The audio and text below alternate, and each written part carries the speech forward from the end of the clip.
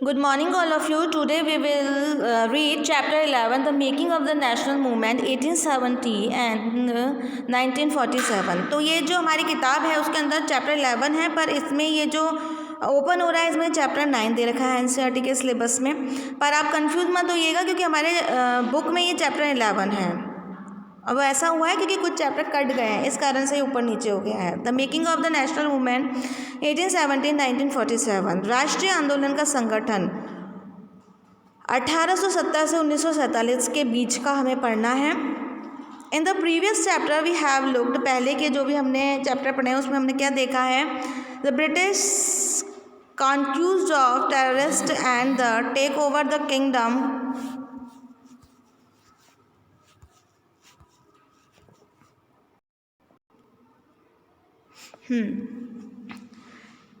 introduction of new laws and the administrative institution, change in the lives of the peasants and the tribals, education change in the 19th century, debates regarding the condition of the women, challenges to the caste system, social and religious reform, the revolt of 1857 and its aftermath, the decline of the craft and the growth of the industries. On the basis of the what you have read about these issues, do you think Indians were disconnected with the British rule? If so, how were different group and classes dissatisfied?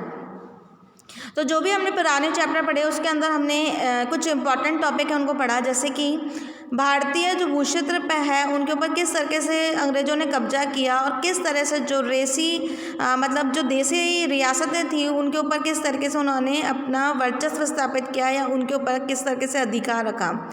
नए कानून और नई जो प्रशासनिक संस्था हैं वो शुरू हुई। इसमें किसानों और आदिवासियों की ज़िंदगी में क्या बदलाव आया उसके बारे में पढ़ा।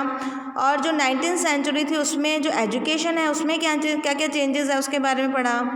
महिलाओं की जो स्थिति है वो कैसी थी, उसके लिए कितने संघर्ष हुए, उसमें क्या परिवर्तन आए उसके बारे में पढ़ा। और जो कास्ट सिस्टम था, जातिवाद को जो भी चुनौती हुई, संघर्ष हुए, उनके बारे में पढ़ा।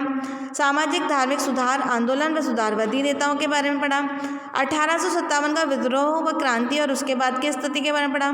हस्तकालीन जो भी कलाएँ थी उनका पतन व उद्योगों का विकास, इन सब के बारे में हमने चर्चा की है। अब हम जो आज चर्चा करेंगे इस चैप्टर के अंदर वो करेंगे राष्ट्रवाद। व्हाट इज़ द नेशनलिज्म, क्या होता है राष्ट्रवाद। The above mentioned development led the people to the ask circular questions. What is the country of the India and for whom it's meant? And the answer that gradually emerged was Indian was the people of India. All the people, irrespective of classes, color, caste, creed, languages, or gender, and the country, its resources and system were meant for all them. With this answer came the awareness that the British were exercising control over the resources of India and lives of its people, and until this control was ended, India could not be for Indians. जो भी ऊपर हमने पढ़े वो बहुत बदलाव है, changes आए।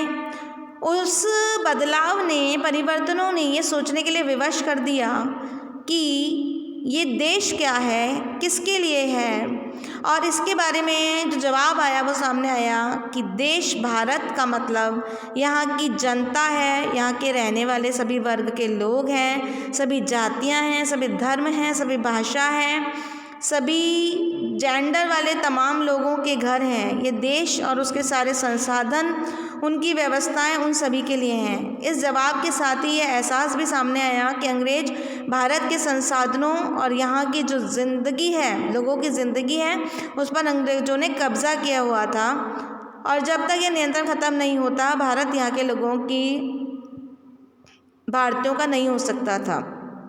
यानी कि सारी चीज़ों पर अंग्रेज़ों का अधिकार था, तो फिर भारत भारतीयों का कैसा हो सकता था।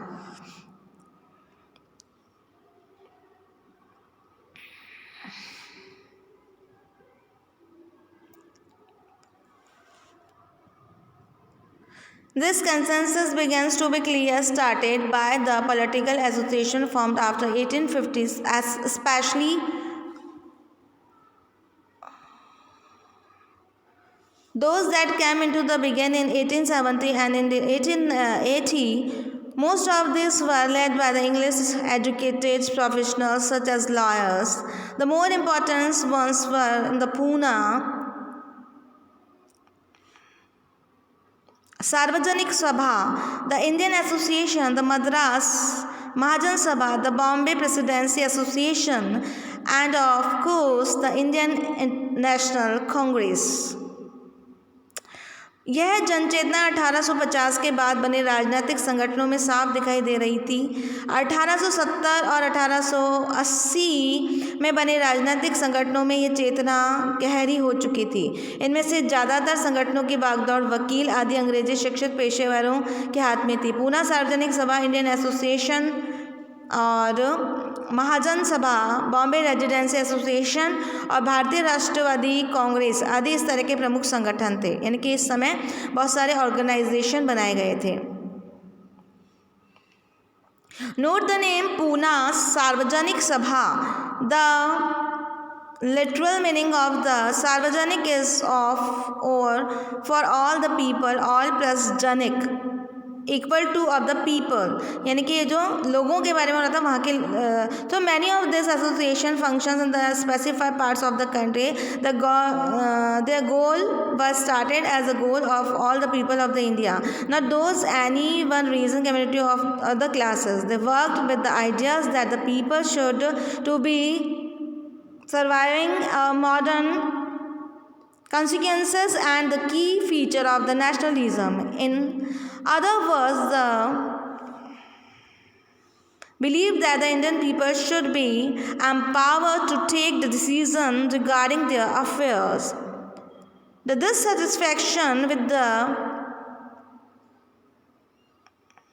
British rule intensified in the 1870 and 1880. The Arms Act was passed in 1878, disallowing Indians from the possessing arms. In the same year, the Vernacular Press Act was also enacted, and the efforts of the silence those who were critical of the government. At the act allowed the government to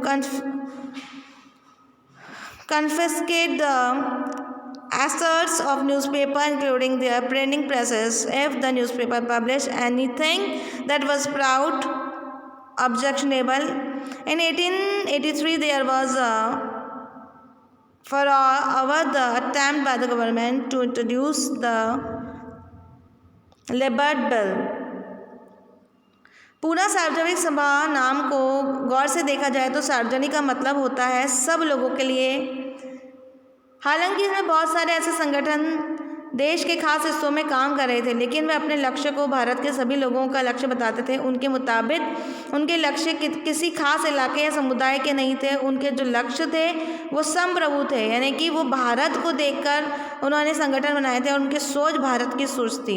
यही राष्ट्रवाद का बुनियादी तत्व होता है। ये संगठन इस धारणा के चलते भारतीय जनता को अपने मामलों में फैसले लेने की आज़ादी होनी चाहिए। 1870 और 1880 के बीच का जो टाइम था उसमें ब्रिटिश शासन के प्रति असंतोष बहुत ज़्यादा लोगों में हो गया। लोग बहुत ज़्यादा इरिटेट हो गए। 1887 में आर्म्स एक्ट पारित हुआ, जिसके जरिए भारतीयों द्वारा अपने पास हथियार रखने के अधिकार छीन लिए गए। उसी साल वर्नाकुलर प्रेस एक्ट भी पारित हुआ, जिससे सरकार की आलोचना करने वालों को चुप किया गया।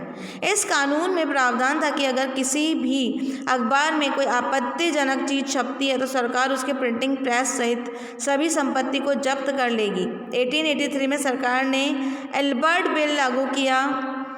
इसको लेकर काफ़ी हंगामा हुए और इस विधेयक में प्रावधान किया गया कि भारतीय न्यायाधीश भी ब्रिटिश या यूरोपीय व्यक्तियों पर मुकदमे चला सकते हैं, ताकि भारत में काम करने वाले अंग्रेज और भारतीय न्यायाधीशों के बीच समानता स्थापित हो सके। जब अंग्रेजों के विरोधों की वजह से सरकार ने यह विधेयक वापस ले लिया तो भारतीयों ने इस बात की काफ़ी विरोध किया। इस घटना से भारत में अंग्रेजों के असली रवैये का पता चलने लग गया।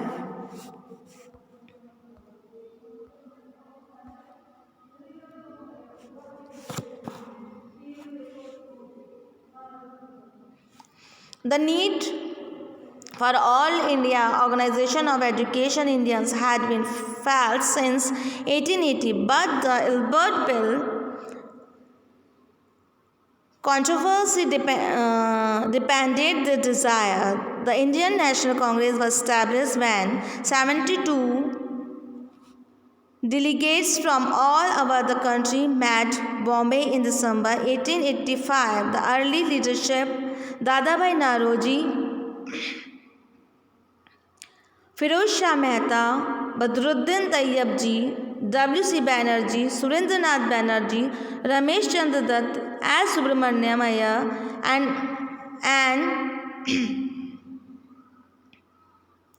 among there was largely from Bombay and Calcutta. Naoroji, a businessman and published settled in London and four-time member of British Parliament, guided the younger nationalists, a retired British officer, whom also played a part of bringing the Indians from the various regions together. पढ़े लिखे भारतीयों के एक अखिल भारतीय संगठन की ज़रूरत 1880 में ही महसूस की जा रही थी, परंतु इल्बर्ट विधेयक ने इस चाह को और गहरा कर दिया था। 1885 में देश भर के 72 प्रतिनिधियों ने बम्बई में सभा करके भारतीय राष्ट्रीय कांग्रेस की स्थापना करने का फैसला किया। संगठन के जो शुरुआत में नेता थे, जो मेन नेशनल हीरोज़ थे, वो थे Dadabhai Naoroji, Firoz Shah Mehta, Badruddin Tyab, G.W.C. Banerjee, Surendranath Banerjee, Ramesh Chandra, S Subramania Iyer and और बहुत सारे लोग, और जो कि मुख्यतः बम्बई और कलकत्ता के ही थे। नारोजी व्यवसायी थे, बिजनेसमैन थे, प्रचारक थे और वो लंदन में रहते थे और कुछ समय के लिए ब्रिटिश संसद के सदस्य भी थे। उन्होंने युवा राष्ट्रीयों का जो भी युवा वर्ग था उनका मार्गदर्शन किया। सेवानिवृत्त ब्रिटिश अफसर होम ने भी विभिन्न क्षेत्रों के भारतीयों को निकट लाने में अहम भूमिका अदा की।